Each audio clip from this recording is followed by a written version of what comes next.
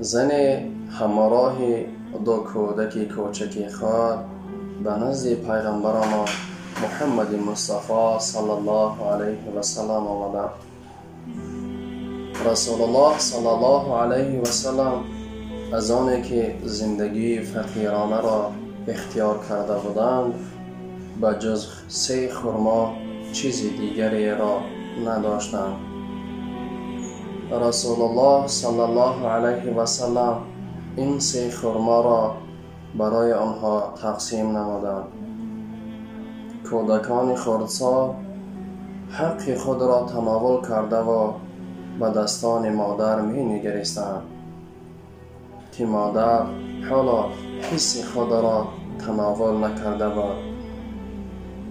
مادر که مهربان و شفقتمند است حس خود را 2 پاره کرده و برای فرزندان خود تقسیم نمود. رسول الله صلی الله علیه و سلم که این رفتار مادر را نظارت می کردند به پروردگار گفتند: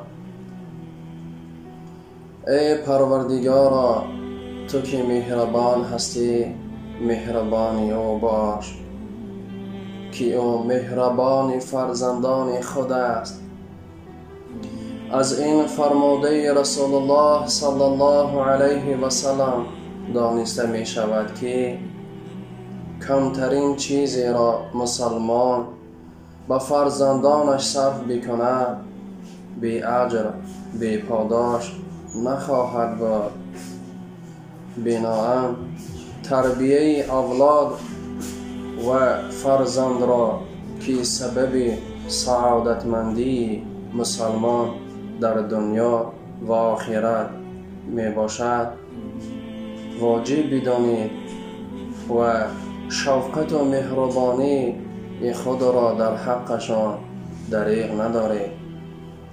و دوستان عزیز، از فرصت مناسب استفاده برده برایتان این عید برجسته را، این عید بزرگ را که از ابراهیم خلیل الله به ما میراث مانده است بهرتان مبارک بادی میگویم و پروردگار مهربان چه آرزوی نیتی که داریم جامعه عمل بپوشد. السلام علیکم و رحمت الله و برکاته.